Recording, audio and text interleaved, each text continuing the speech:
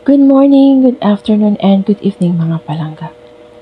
Hello and welcome to our third episode of Lessons in Life.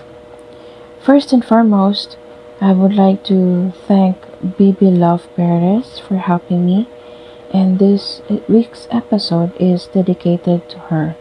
Kasi humingi ako sa kanya ng suggestion para sa topic for this week's episode. Thank you po. Though medyo nahirapan akong buuhin kasi super sensitive ang topic, but I thank the Lord for the wisdom and guidance na binigay niya sa akin. Our topic for this week's episode is about depression. Ano nga ba ang depression? Bakit nagkakaroon ng depression ng isang individual? At paano masasabi na may depression ng isang tao? According to the experts, na nadidetermine ang depression kapag ang lungkot o sadness na nafe-feel ng isang tao ay umaabot ng straight 2 weeks. Depende yon kung mild depression or severe depression. But usually, ang mas nangailangan ng professional assistance is severe depression. But it doesn't mean na pag mild depression ay hindi na. Kailangan pa rin. Ayon sa mga pag-aaral ng mga experts, depression is a global phenomenon that means 300 million people is suffering from depression, either mild or severe depression, all over the world. But it doesn't mean na kapag nagkaroon ng depression ng isang tao, ay mahina na siya. Hindi raw ganun yun, sabi ng mga experts sa field na ito. Sadyang hindi nga lang may iwasan ng hindi makaramdam ng sadness o kalungkutan ang isang tao. Opo, tama po ang dinig nyo. Nag-ugat po ang lahat dahil sa matinding kalungkutan sa iba't ibang kadahilanan kung bakit nalulungkot tayo. Natural lang naman ang sa emosyon na malungkot tayo. Pero yun nga lang, kailangan huwag nating hayaan na magtatagal para hindi saluhin ng depresyon. Paano nga ba natin masasabi na may depresyon ang isang tao? Una, base sa napag-aralan ng mga eksperto, ay generic predisposition or in other words, nasa lahi ng inyong pamilya. So, ibig sabihin na mamana ang ganitong sakit o napapasa. Pangalawa, stressors. Ano naman ang ibig sabihin ng stressors? Yan ang mga bagay na naiisip o nangyayari sa atin sa araw-araw. Tulad halimbawa ng mga bayarin sa bills, pambili ng bigas, maliit na sahod tapos patuloy na tumataas ang lahat ng presyo ng bilihin o di kaya naman may sinisingil na ng utang pero wala pang pambayad at maraming pang iba.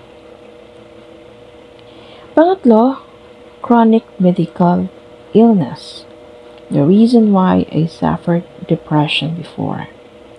Fourth, problem with relationship or broken-hearted can also cause depression. Fifth, hormonal imbalance and then nawala ng mahal sa buhay at marami pang iba. Like I've mentioned earlier, I was once suffered a depression. Due to my health condition and because of my health problem, kinakailangan kong mag-resign sa work.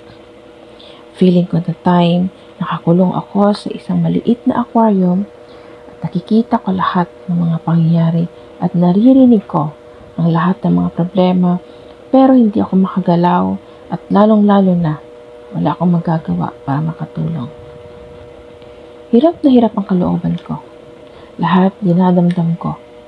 Lagi akong tahimik, tapos kahit anong oras naiiyak ko at hindi napipigilan.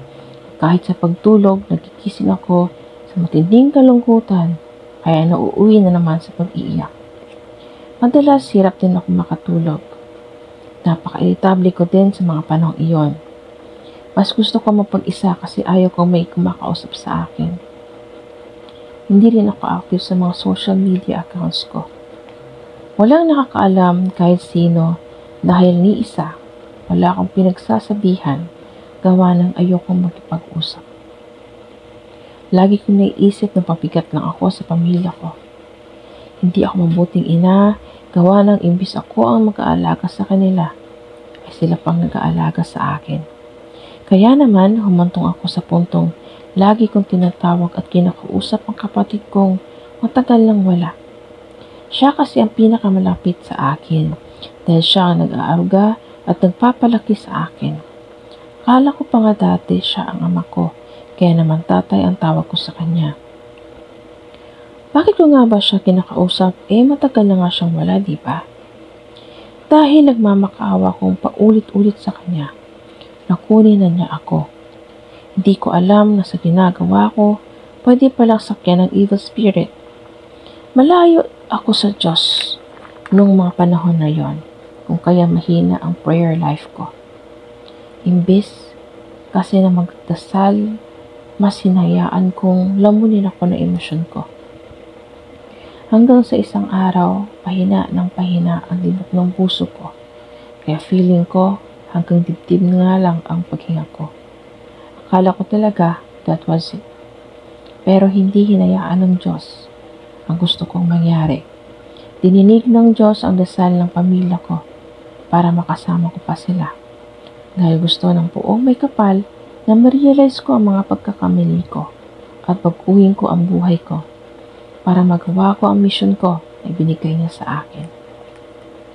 Kaya ko sino man sa inyo itong nanunood ang nakapansin na agad akong nag-o-offer na handa ako makinig sa inyo kung kailangan niyo ng kausap. Kasi natutunan ko na ang pinaka-basic na dapat gawin kapag may nalulungkot o may pinagdadaanan ng isang tao ay dapat isang taong handang maglaan ng oras para makinig ng walang panghuhusga. Pero higit sa lahat, huwag tumigil sa pagdarasal. Kailangan kasi mas pinapalakas pa ang prayer life. Nang sa ganon, ay hindi tayo madaling mahila ni Satan. I want to end this episode by telling you na kaya natin masugpo ang depression kung lahat lang sana tayo ay magtutulungan. Imbis na husgahan ang kapwa natin sa mga hindi po nakakaalam, may responsibilidad po tayo sa ating kapwa-tao at hindi kabilang doon ang panghusga. Bagkus, magtulungan at alagaan ang kapwa natin. Pag nakakaramdam po tayo ng lungkot, agad po tayo magdasal at magkipag-usap sa mga taong may pagkakatiwalaan at higit sa lahat, hindi manghuhusga. Dahil ang panghuhusga ang makapagpapalala sa nararamdaman o dinadala ng isang taong may kinakaharap na problema. Wala po tayo karapatan na maghusga sa kapwa natin. Walang sino man sa atin ang perpekto. Tayo po may kapal lang ang may karapatan humusga sa araw ng paghukom sa kanyang pagbabalik. Sana po ay nagustuhan nyo ang isa na namang episode para sa linggong ito. Maraming salamat po sa inyong matyagang panonood kahit medyo may kahabaan.